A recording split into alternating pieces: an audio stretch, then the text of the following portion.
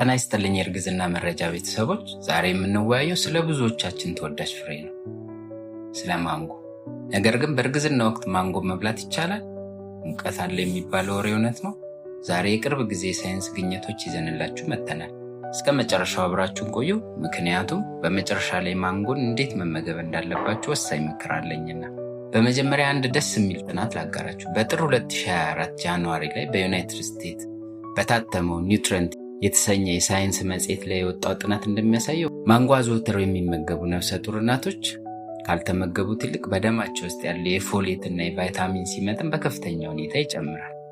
ፎሌት ለጽንሱ የነርቭ ስርዓትና የአከርካሪ አጥንት እድገት ወሳኝ ነው። በተለይ በኢትዮጵያ ውስጥ በ2024 በደቡብ ኢትዮጵያ ውስጥ የተደረገ ጥናት እንደሚያሳየው 29% የሚሆኑ ነፍሰ ጡር እናቶች የቫይታሚን እጥረት ይኖርባቸዋል።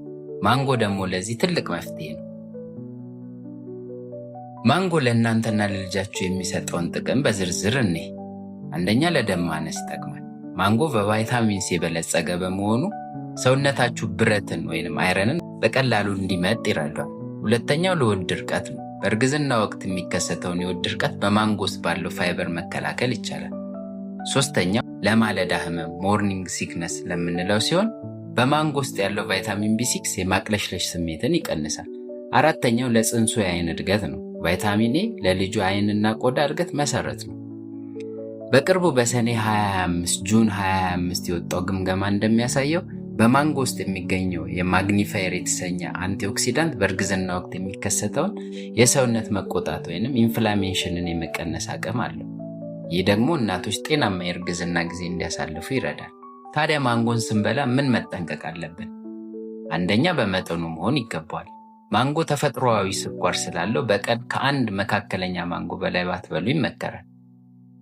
ሁለተኛው፣ ንጽህናው ነው። ማንጎ በኬሚካል ያልበሰለ መሆኑንና በደንብ መታጠቡን ማረጋገጥ ይጠበቅብሻል። ሌላኛው፣ የስኳር ህመም ወይንም ጀስቴሽናል ዲያቤትስ ካለባችሁ ሐኪማችሁ ልታማክሩ ይገባል። በአጠቃላይ ማንጎ ተፈጥሯዊ ስጦታ ነው። የልጃችሁን የአእምሮና የሰውነት እድገት ለመርዳት ማንጎ በምግብ ዝርዝራችሁ ውስጥ ማካተት ይጠበቅባችኋል።